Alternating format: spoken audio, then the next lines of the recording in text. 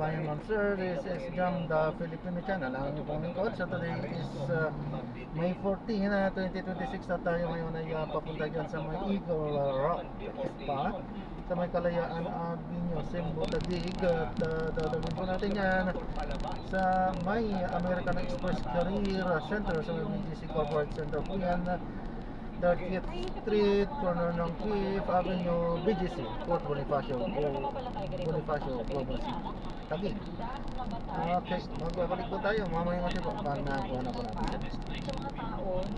Disclaimer lamang po, ang content po natin ni kalsada at hindi ang passenger. Kaya naman saka sa kaniwan po na may marinig kayo mga pangalan ng lugar, pangalan ng tao, pangalan ng organizations, government o private man yan, ay wala pong kinalaman ng channel nito at wala pong pinapatungkulan. Dahil po na pinag-uusapan dito ay parang dito lamang po yun sa loob at wala pong pinapatungkulan sa labas. Yung iba ang sinasabi, kagaya nga ngayon, ang posisyon ng Senado, hindi kami susunod, hindi na posisyon ni Senator Bato. Yung sinasabi niya, sana yung arrest warrant galing sa Philippine Court. Pero kung tutusin mo, pag tinignan mo ito naman yung kabilang side.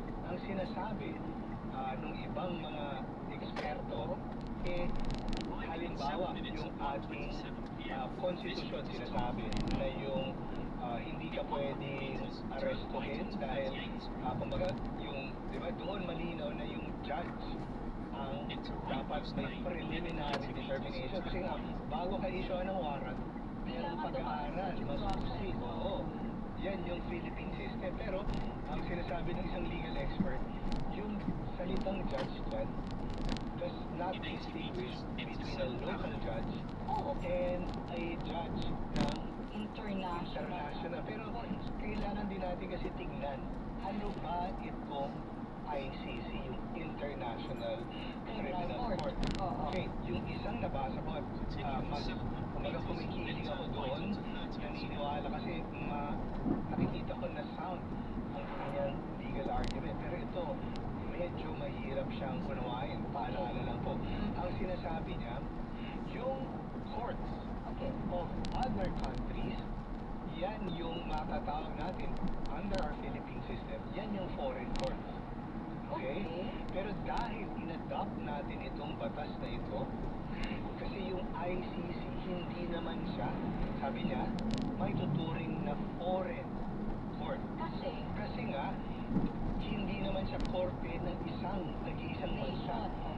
Yung ICC ay nilikha, kung tutusin mo nitong mga like-minded na mga bansa, at dati kasama tayo dyan, na sinasabi kasi nga, kung papanagutin mo halimbawa, partner, ang isang sitting president of any country, partner, paano mo siya ipapares? Hindi naman pwedeng manghimasok ang... Okay. Some of our senators have an answer to that. Yes. Sabi nila, we have our own justice system. Hindi kailangan international court na mag-aresto kung may abusado kang presidente. Pero partner, tandaan mo meron kang functioning courts, pero ang korte, hindi siya pwedeng magsabi, uy, mag-file ka. Okay. Kailangan yung korte ay impartial. Sinasabi niya, maghihintay kami. Oo, at tandaan mo, sino ang pwedeng mag-file? Law enforcement, sila yung pwedeng mangalap. Di ba? Under Philippine National Police, under DILG, under yan ng executive.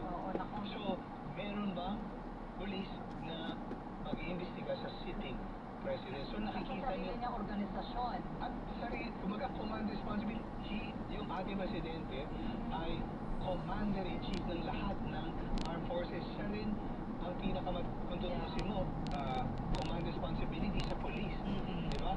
So, itong batas na ito, knows fully well. At yung Rome Statute, ganun din. Alam niya. Kung kaya nga, Hindi mangyayari yan. Hindi mangyayari o very unlikely, almost impossible, na ang sitting president, sitting senator, di ba? Kasi member of parliament, hindi yan, yun nga yung isa sa mga kondisyon ng ICC, di ba? Yung parte yan yung nga yung ginagamit na argument. Bakit yung dadalhin sa ICC kung walang fully functioning justice system? Yung mga korte natin, tumatanggap kayo ng Dito na lang kuya, kasi liikot ka pa niyan. Ay, saan po, saan po? Diyan na lang sa may kanto kuya. Ito. Hindi po ibig sabihin ng hindi po yun yung kinocontemplate. Kagaya po, Sige po, ma'am.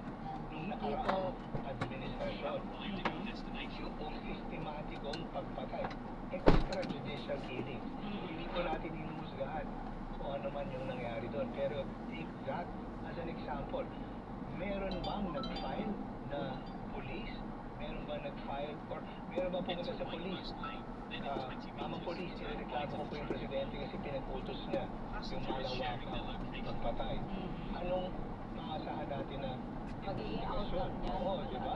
So hindi po natin dito hinuhusgahan yung ating kapulisan. Ang pinapaliwanag po natin dito, yung reason, Ayun, nag-drop na natin. yung spirit. Maraming salamat po sa panonood. Hanggang sa muli, ingat. God bless po.